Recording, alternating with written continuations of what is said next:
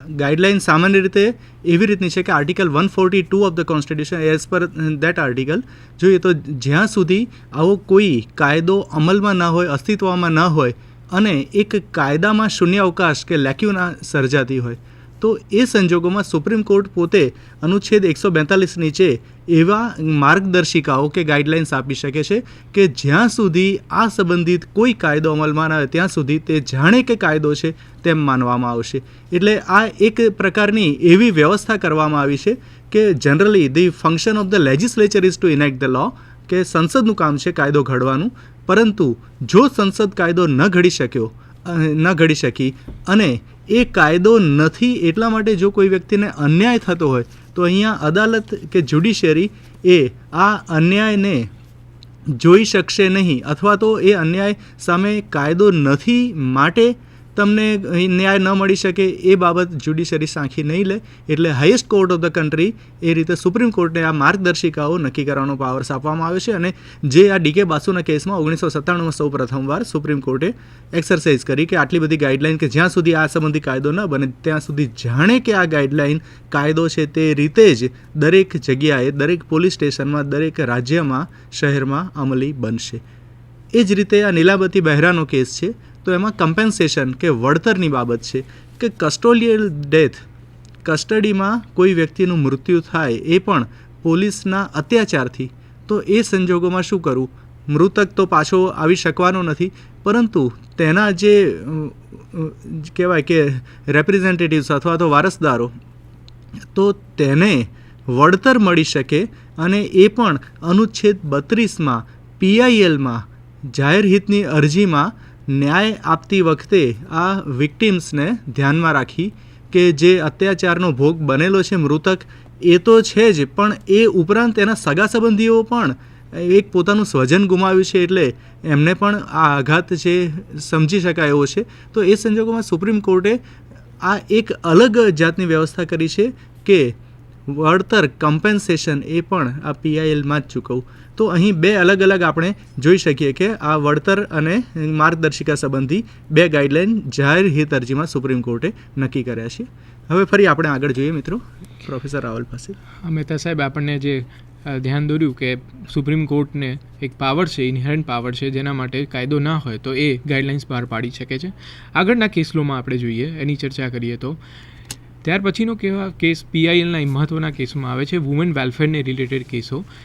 એમાં છે Gaurav Jain versus union of India.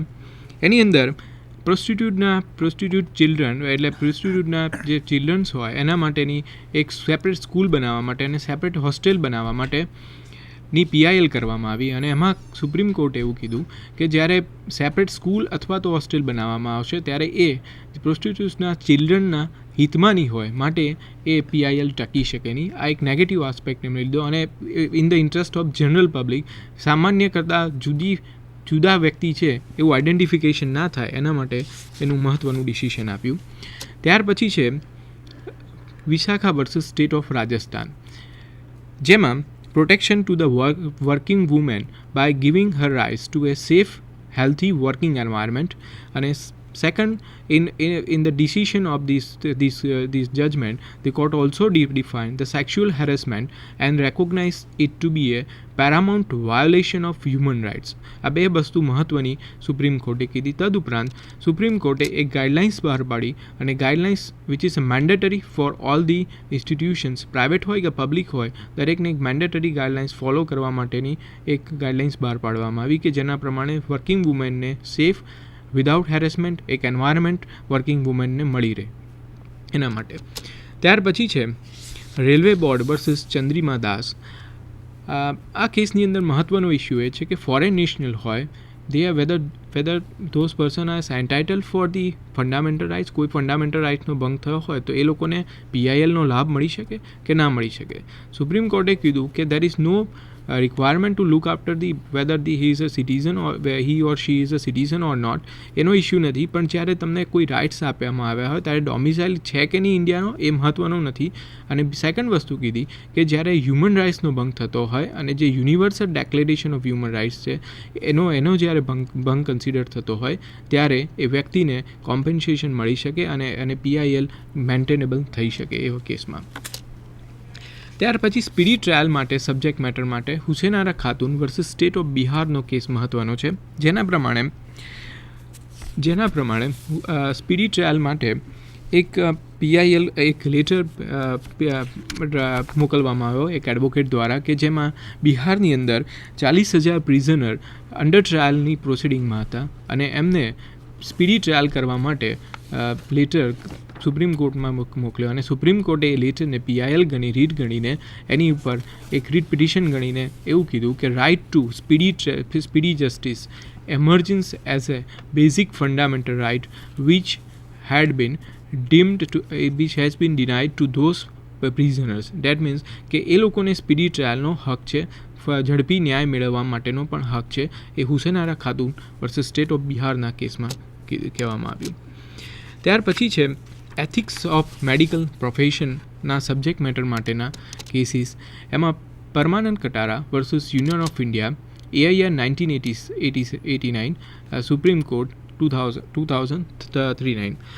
એની અંદર એક વ્યક્તિને જે સ્કૂટર ચાલક છે એને કોઈ સ્પીડી ગાડીવાળાએ ટક્કર મારીને અકસ્માત કર્યો અને અકસ્માતના કારણે એ સિરિયસલી ઇન્જર્ડ થયો અને એને જોનાર આઈ વિટનેસ જે હતા એને કોઈ હોસ્પિટલમાં લઈ ગયા અને હોસ્પિટલ ઓથોરિટીએ એમાં લીગલ પ્રોસિડિંગ અને ક્રિમિનલ કેસ વગેરેના રીઝન્સ બતાવીને એની ટ્રીટમેન્ટ કરવાની ના પાડી અને બીજી હોસ્પિટલમાં લઈ જવાની સલાહ આપી which was far from the 20 kilometres.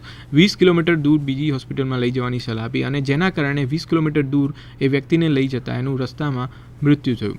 તો આ કેસ એક હિન્દુસ્તાન ટાઈમ્સમાં છપાયેલા આર્ટિકલ પર એના રિપોર્ટના બેઝ પર છે અને એમાં કહેવામાં આવ્યું કે જ્યારે કોઈ પણ વ્યક્તિને જ્યારે ઇન્જર્ડ થયો હોય અને જ્યારે એને મેડિકલ પ્રોફેશનના કોઈ વ્યક્તિ પાસે ડૉક્ટર પાસે લઈ જવામાં આવ્યો હોય તો એની એક જવાબદારી બને છે કે એણે એની સારવાર કરવી જોઈએ.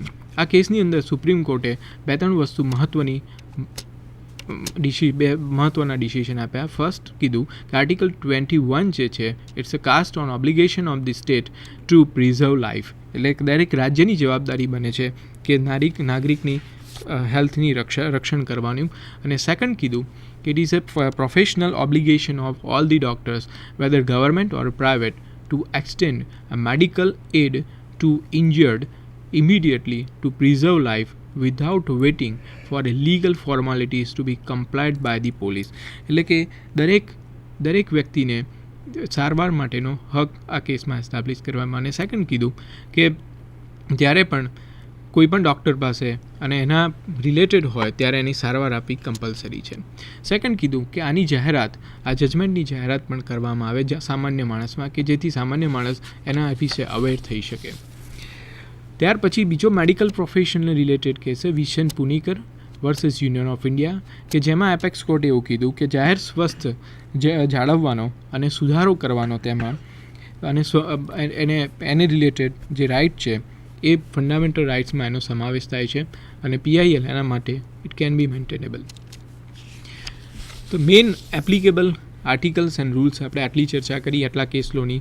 એમાં મેઇન જે એપ્લિકેબલ આર્ટિકલ્સ અને રૂલ્સ ઘણા બધા આર્ટિકલ્સ નીચે ઇનડિરેક્ટલી PILના અથવા તો રીટના કન્સેપ્ટ જોવા મળે છે. મેઇન બેઝિક છે article 32(226) of constitution of India and second છે હાઈકોર્ટ ઓફ ગુજરાત દ્વારા એક રૂલ્સ બહાર પાડવામાં આવે છે high court of Gujarat practice and procedure for public interest litigation 2010 અને સુપ્રીમ કોર્ટ દ્વારા પણ PIL અંગેની ગાઈડલાઇન્સ બહાર પાડવામાં આવી છે. એટલે કે જ્યારે પણ PIL કરવાની હોય ત્યારે આટલી વસ્તુ કન્સિડર ધ્યાનમાં રાખવી જોઈએ. ત્યાર પછી જે આ સાહેબે લોકસ સ્ટેન્ડાઈને કીધું કે લોકસ સ્ટેન્ડાઈ એ એક આસ્પેક્ટ છે કે જેના બેઝ પર રીટ થઈ શકે છે.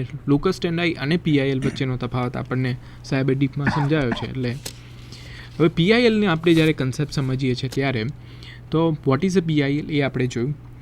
Who can file PIL? Date means સાહેબે આપણને એક્સપ્લેન કર્યું કે PIL ગમે તે વ્યક્તિ જાહેર હિત હોય એમાં ગમે તે વ્યક્તિ એ PIL ફાઇલ કરી શકે છે. એપ્લિકેબલ લીગલ પ્રોવિઝન ભારતના બંધારણમાં જે આ જુદી જુદી આપવામાં આવી છે, આર્ટિકલ 32, 226, 14, 39A વગેરે. તદુપરાંત authority before whom the PIL can be file. તો હાઈકોર્ટ અને સુપ્રીમ કોર્ટ એને પાવર છે PIL અંગેના, એટલે રીચ અંગેના પાવર છે. It develop concept by the Indian judiciary. અને ત્રીજું લાસ્ટ જોયું આપણે કે ડિફરન્સ બિટવીન PIL અને રીટ, એમાં લોકસ સ્ટેન્ડાઈ જે એ મહત્ત્વનો ડિફરન્સ છે બંને વચ્ચે. હવે આપણે એના બેનિફિટ્સ શું છે, PILના શું બેનિફિટ થાય છે. તો બેનિફિટ્સમાં પહેલો બેનિફિટ્સ એ થાય છે કે પુઅર અથવા તો ઇનલિટરેટ પર્સન હોય કે જે પોતાના રાઇટનો ઉપયોગ ના કરી શકતા હોય, તો એ પોતાના રાઇટનો ઉપયોગ બીજી કોઈ વ્યક્તિ મારફતે PIL દ્વારા કરી શકે છે. સેકન્ડ બેનિફિટ છે કે person who are not aware about his right, એટલે કે ભારતના બંધારણમાં જે હક્કો આપવામાં આવે છે, મૂળભૂત અધિકારો, એના માટે એમની અવેર નથી એવા વ્યક્તિઓ પણ PIL બીજી કોઈ વ્યક્તિની મદદથી PIL કરી શકે છે. અને છેલ્લું છે કે જ્યારે પબ્લિક એટ લાર્જનો ઇન્ટરેસ્ટ સમાયેલો હોય, જ્યારે જાહેર હિતનો સવાલ હોય ત્યારે PIL ઇસ્યુ થઈ શકે છે. એવું મહેતા સાહેબને વિનંતી કરું કે આગળનું આપણને એક્સપ્લેન કરે. મિત્રો, આપણે આ બધું જોઈ ગયા કે PIL શું છે, એના લાભ શું છે, કોણ કોણ એના બેનિફિટમાં ના દાયરામાં આવી શકે છે, લાભના દાયરામાં કઈ રીતે થઈ શકે, કઈ અદાલતો એ PIL ઇસ્યુ કરવા માટે સક્ષમ છે અને બેઝિક રીટ કન્સેપ્ટથી કઈ રીતે અલગ પડે છે. હવે આ સાથે આપણે જોઈએ તો લિમિટેશન્સ ઓફ PIL કે જે પબ્લિક ઇન્ટરેસ્ટ લિટિગેશન, એની મર્યાદાઓ શું છે. તો મર્યાદાઓમાં સૌથી પહેલી બાબત આવે છે વિથ રિગાર્ડ ટુ ઇમ્પ્લિમેન્ટેશન, કે આનો અમલ કરવો એ તો ફરીથી પાછું એ વહીવટીતંત્રના જ હાથમાં છે. એટલે અદાલતની પાસે PILમાં આદેશ આપી, હુકમ કરી અને પછી એ આશા રાખે છે કે વહીવટીતંત્ર તેનો અસરકારક રીતે અને નિયત સમય મર્યાદામાં અમલ કરે. જો આ અમલ શક્ય નહીં બને અથવા તો નિયત સમય મર્યાદામાં તેનું અમલીકરણ ન થાય તો પછી અલ્ટિમેટલી PILનો જે લાભ તાત્કાલિક રીતે વ્યક્તિઓને, અસરગ્રસ્ત વ્યક્તિને મળવો જોઈએ તે મળતો નથી. અને સાથે લોકોને પણ જ્યુડિશિયરીમાંથી થોડું જે કહેવાય કે અભાવ આવી જાય ફોર ધ ટાઈમ બિંગ, કે જસ્ટિસ લેવા જાય, ન્યાય મળે પણ એ વિલંબથી ન્યાય મળે છે. તો આ બાબતે એક નિવારી શકાય અને મર્યાદા આપણે PILની કહી શકાય. સાથે તેના એબ્યુઝિસ અથવા તો તેના દુરુપયોગો એ જોઈએ તો દુરુપયોગોમાં એક એવું છે અત્યારે કે વકીલ, ઘણા બધા એ વકીલોને કદાચ સસ્તી પ્રસિદ્ધિ મેળવવાની એવી ભાવના હોય તો એના કારણે પણ તે કોઈ પણ નાના કારણમાં જે ખરેખર જાહેર હિત અરજી માટે જેન્યુઇન ના હોય તો પણ they used to prefer PIL for the and they used to seek the relief before the court by way of filing PIL in though the cause is not proper cause. એટલું બધું યોગ્ય કારણ ન હોય તો પણ લોકો સસ્તી પ્રસિદ્ધિ મેળવવા માટે પબ્લિક ઇન્ટરેસ્ટ લિટિગેશન કરવા પ્રેરાય છે. તો વકીલોએ સામાન્ય રીતે આ એક માર્ગદર્શિકા એવી છે કે પોતે પોતાની પ્રસિદ્ધિ માટે PIL કરતા હોય, જ્યાં અદાલતને એવું લાગશે ત્યાં અદાલત આ PIL એન્ટરટેન કરશે નહીં અને થ્રેશહોલ્ડ એટલે કે શરૂઆતથી જ કાઢી નાખશે. સાથે જો કોઈ વ્યક્તિને એવું લાગતું હોય, અદાલતને એવું લાગે કે વ્યક્તિએ જાહેર રીતની અરજી કરી છે but it is not for the benefit of the people at large but in a way it is for the benefit of the person himself who is filing or preferring the PIL, તો પણ પોતાના હિત માટે વ્યક્તિ PIL કરી શકતો નથી. જો આવું પણ કોઈ પણ at the any stage of litigation before the court જો અદાલતને લાગશે તો અદાલત આ PIL એન્ટરટેન નહીં કરી શકે. સાથે એક દરેક કારણ માટે જાહેર હિત અરજી થાય જ અને કરવી જ એ યોગ્ય બાબત નથી. પણ જાહેર હિત અરજીની જે બાબતો આવતી હોય, જે રીતની આપણે શરૂઆતમાં જોઈ ગયા કે for the enforcement of fundamental right or legal right for the benefit of people at large, if PIL is to be file it's fine. પણ જો કોઈ વ્યક્તિના મૂળભૂત અધિકારનો ભંગ ન થતો હોય કે કાનૂની અધિકારનો ભંગ ન થતો હોય, બહોળા સમુદાયને અસર ના કરતું હોય એવું કોઈ કારણ હોય તો એના માટે PIL નથી થઈ શકતી. ભલે એ કારણ સાચું હોય અરજી કરવાનું તો પણ એ જાહેર હિત અરજીના સ્વરૂપમાં નહીં થઈ શકે. એટલે જસ્ટિસ BN કિરપાલે સુપ્રીમ કોર્ટના જે ભૂતપૂર્વ ચીફ જસ્ટિસ મુખ્ય ન્યાયમૂર્તિ એમણે એક જજમેન્ટમાં આપતી વખતે એવું કહેલું હતું કે PIL is not a pill or panacea for every wrong. દરેકે દરેક દુષ્કૃત્ય માટે કંઈ જાહેર હિતની અરજી એ દવા અથવા તો ઉપાય છે તેવું તમે ગણી અને સીધા PIL દ્વારા અદાલતમાં દાદ માગવા ધસી જાઓ કે દોડી જાઓ એ યોગ્ય નથી. એટલે આ બાબત એક ખાસ 3 ધ્યાનમાં રાખવાની રહે છે કે PILમાં વ્યક્તિ પોતે પોતાની પ્રસિદ્ધિ માટે ન કરતા હોવું જોઈએ, પોતાનું હિત સમાવિષ્ટ ન થયેલું હોય તેમાં, અને સાથે કે મૂળભૂત અથવા તો કાનૂની અધિકાર જે બહોળા જન સમુદાયનો છે એનો ભંગ થયો હોય તો જ PIL થઈ શકશે. આ 3 બાબતો આપણે ખાસ ધ્યાનમાં રાખવી એ પબ્લિક ઇન્ટરેસ્ટ લિટિગેશન વખતે જરૂરી બને છે અને દરેક યુવાન વકીલોએ પણ આ બાબતો ધ્યાનમાં રાખી અને જાહેર હિતની અરજી કરવી. અને એટલા માટે જ કદાચ ગુજરાત હાઈકોર્ટે એક માર્ગદર્શિકા અથવા તો PIL રિલેટેડ રૂલ્સ પણ બહાર પાડ્યા છે કે આટલી બાબતો એ તમારે જાહેર હિત અરજી કરતી વખતે ધ્યાનમાં રાખવી જોઈએ. અને સાથે એક as a matter of practice or precedent Gujarat હાઈકોર્ટમાં એક અલગ જ બેન્ચ હોય એને આ જાહેર હિત અરજી સાંભળવા અંગેની સત્તા આપવામાં આવે છે. સામાન્ય રીતે મુખ્ય ન્યાયાધીશની સાથેની ડિવિઝન બેન્ચ હોય તેમને આ PIL રિલેટેડ મેટર્સ છે તે સાંભળવાની સત્તા આપવામાં આવે છે. હવે અહીંયા પ્રશ્ન એક બહુ જ મહત્ત્વનો છે તે એ કે લોકશાહીના 3 પાયાના સિદ્ધાંતો કે પાયાના અંગો, મૂળભૂત અંગો કે એક્ઝિક્યુટિવ, લેજિસ્લેચર એન્ડ જ્યુડિશિયરી, વહીવટીતંત્ર, સંસદ અને ન્યાયતંત્ર, આ 3 પિલર જો સક્ષમ હશે તો જ આખી લોકશાહી સરળ રીતે ચાલી શકશે, કોઈ પણ દેશ હોય તેની. હવે અહીંયા એક ડોક્ટ્રિન ઓફ સેપરેશન ઓફ પાવર્સ એની બાબત છે, સત્તા વિભાજનનો સિદ્ધાંત જે મોન્ટેસ્ક્યુ દ્વારા બ્રિટિશ જ્યુરિસ્ટે આપેલો હતો. એ એમ કહે છે કે બને ત્યાં સુધી આ લોકશાહીના 3 અંગોએ એકબીજાના કાર્યક્ષેત્રમાં દખલ કરવી જોઈએ નહીં. તો દરેકનું કાર્યક્ષેત્ર શું છે એ આપણે PILની સાપેક્ષમાં જોઈએ તો વહીવટીતંત્રનું કે આખું દેશનું વહીવટ કરવો, સંચાલન કરવું, સંસદનું કાયદા બનાવવા અને ન્યાયતંત્રનું તેનું અર્થઘટન કરવું. હવે જાહેર હિત અરજી એ એવી બાબત છે કે ઘણીવાર એમાં ન્યાયતંત્ર એ સંસદને અથવા તો વહીવટીતંત્રને કે વહીવટી અધિકારીઓને કે પોલિટિકલ લીડર્સ એને પણ અમુક આદેશ આપે છે, ઘણીવાર ઠપકો આપે છે, કંઈક કૃત્ય એવું કર્યું હોય તો તે સુધારવાની પણ સૂચના આપે છે. તો આ બધાને લીધે જે ન્યાયતંત્રનું કાર્ય છે તે કાર્ય બીજાના અંગોમાં હસ્તક્ષેપ કરતા છે એવું વહીવટીતંત્ર અને સંસદ કહે છે કે ન્યાયતંત્રએ પોતાની મર્યાદામાં રહેવું જોઈએ અને ન્યાયતંત્રએ ધારો કે કાયદો બનાવવાનું કામ, તો કાયદો બનાવવાનું કામ એ સંસદનું છે. તો સંસદ when the function of the legislature is to enact the law, judiciary should not interfere with the function of the legislature by giving guidelines such as in the case of DK Basu or Vishakha. જે ન્યાયતંત્રએ આ